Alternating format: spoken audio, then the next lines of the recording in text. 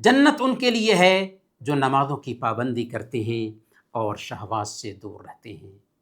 اللہ تعالیٰ نے فرمایا سورہ مریم میں، فخلف من بعدهم خلف اضاعوا الصلاة واتبعوا الشہوات فسوف یلقون غیا، پھر ان کے بعد ایسے ناخلف پیدا ہو گئے جنہوں نے نماز کو برباد کیا، نماز کو ضائع کیا اور خواہشات کے پیچھے لگ گئے، وہ اپنے انجام سے دوچار ہوں گے۔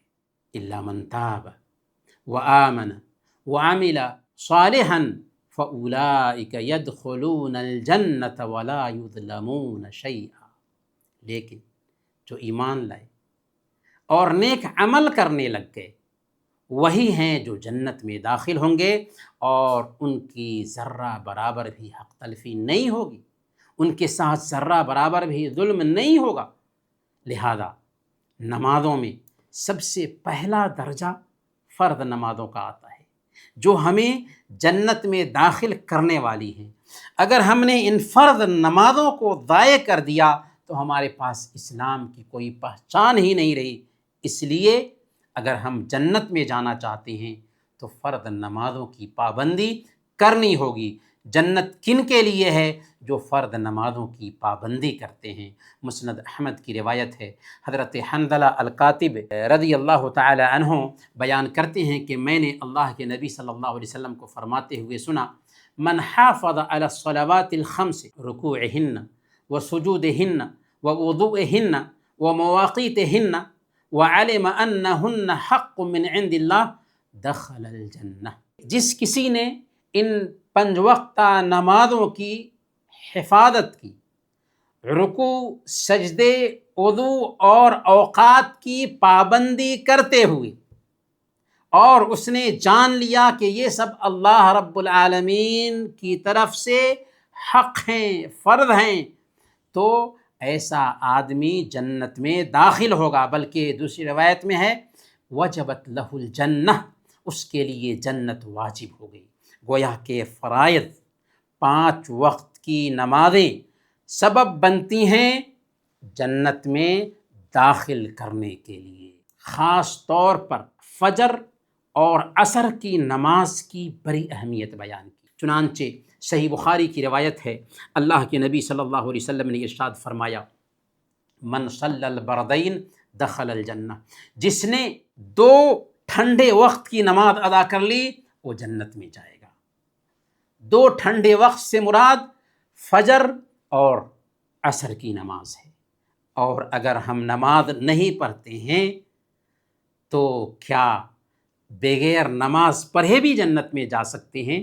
قطعاً نہیں۔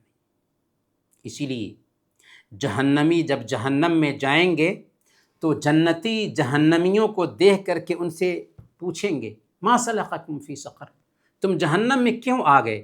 جانتے ہیں جہنمیوں کا کیا جواب ہوگا؟ وہ جواب دیں گے، لم نک من المصلین۔ پہلا جواب، نماز نہیں پڑھتے تھے۔ ولم نک نطعم المسکین، مسکینوں کو کھانا نہیں کھلاتے تھے۔ وکننا نخوض مع الخائضین، اور گپبازی کرنے والوں کے پاس بیٹھ کر گپبازی کرتے تھے۔ وکننا نکذب بیوم الدین، اور آخرت کے دن کو جھٹلاتے تھے، یہاں تک کہ موت آ گئی۔ گویا کہ جہنمی سب سے پہلا جواب کیا دیں گے کہ ہم نماز نہیں پڑھتے تھے۔ اس لیے جنت میں جانا چاہتے ہیں تو ہمیں 5 وقتوں کی نمازوں کی پابندی کرنی ہوگی۔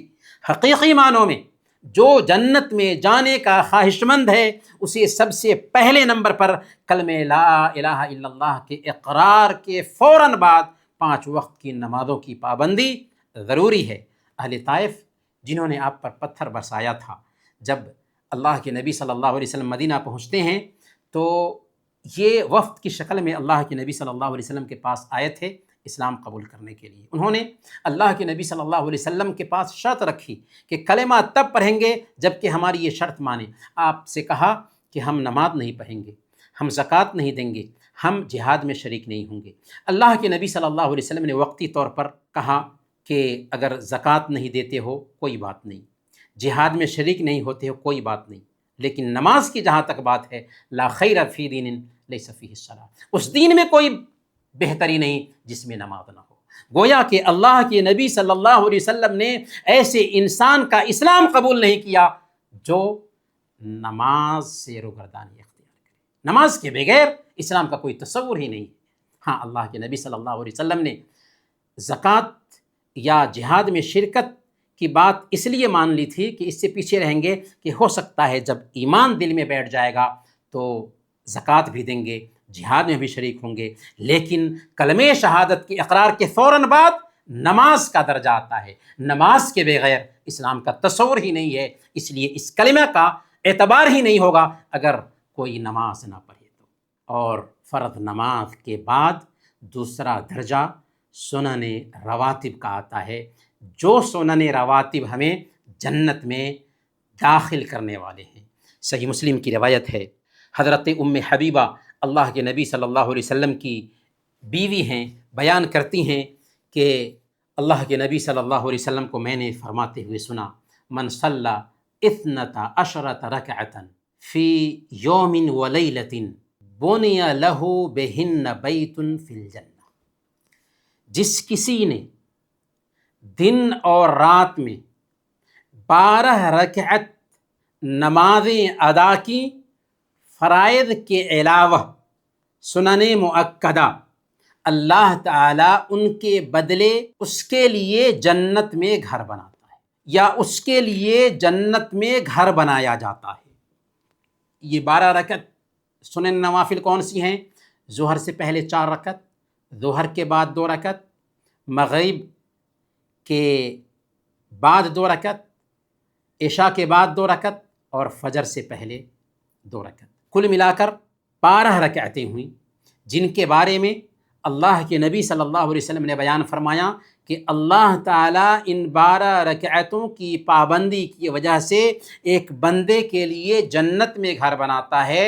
دنیا میں جب ہم گھر بنانا چاہتے ہیں تو سالوں سال ہمیں پلاننگ کرنا پڑتی ہے اور گھر بھی بنا پاتے ہیں اینٹ اور پتھر کا، لیکن اللہ تعالی ہمارے لیے ان 12 رکعتوں کی پابندی کی وجہ سے جنت میں گھر بناتا ہے، جس کی ایک اینٹ سونے کی اور دوسری اینٹ چاندی کی ہوگی۔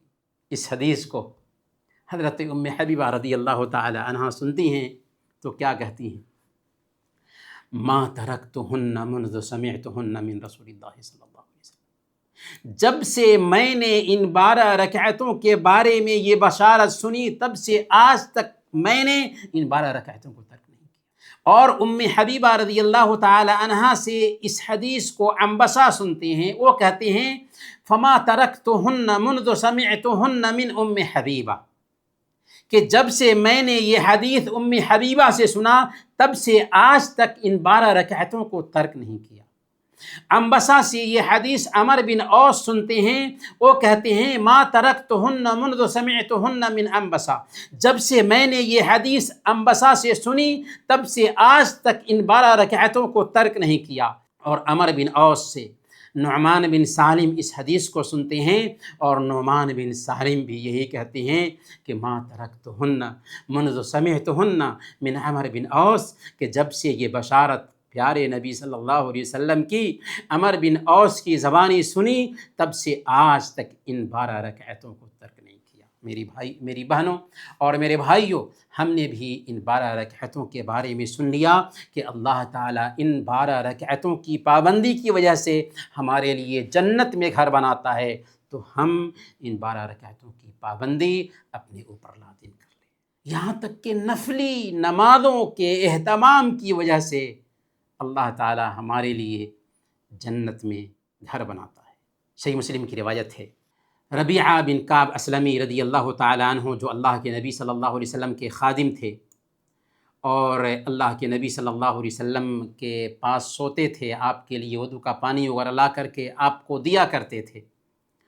اللہ کے نبی صلی اللہ علیہ وسلم ایک رات جگتے ہیں تو وہ وضو کا پانی لے کر کے آتے ہیں۔ اللہ کے نبی صلی اللہ علیہ وسلم اس وقت ربیعہ سے گفتگو کرتے ہوئے پیار سے محبت سے گفتگو کی اور کہا ربیعہ مانگو، تمہیں جو مانگنا ہو مانگو۔ ربیعہ دنیا کی چیزیں مانگ سکتے تھے، لیکن دنیا کی چیزوں سے ان کو کوئی دلچسپی نہیں تھی۔ انہوں نے کیا سوال کیا؟ کہا اسألک مرافقتک فی الجنہ، یا رسول اللہ ہمیں جنت میں آپ کی صحبت مل جائے، یہی آپ سے سوال ہے کہ ہمیں آپ کی سنگت مل جائے جنت میں۔ اللہ کے نبی صلی اللہ علیہ وسلم نے پوچھا کیا اور بھی کوئی چیز ہے جو مانگنا چاہتے ہو؟ انہوں نے کہا کہ نہیں یا رسول اللہ، بس یہی کہ جنت میں آپ کی صحبت نصیب ہو۔ آپ نے کیا فرمایا تھا؟ آپ نے فرمایا تھا فَعِنِّي عَلَى نَفْسِكَ بِكَثْرَةِ السُّجُودِ، دیکھو جنت میں میری صحبت چاہتے ہو تو زیادہ سے زیادہ سجدے کرو، زیادہ سے زیادہ نفلی نمازیں پڑھو۔ گویا کہ جنت میں جانا ہے، جنت میں داخلہ چاہتے ہیں، جنت میں داخلہ کے خواہش مند ہیں تو زیادہ سے زیادہ نفلی نمازوں کا اہتمام کرنا ہوگا۔ اور ابھی تو ہم ٹھنڈی کے موسم سے گزر رہے ہیں۔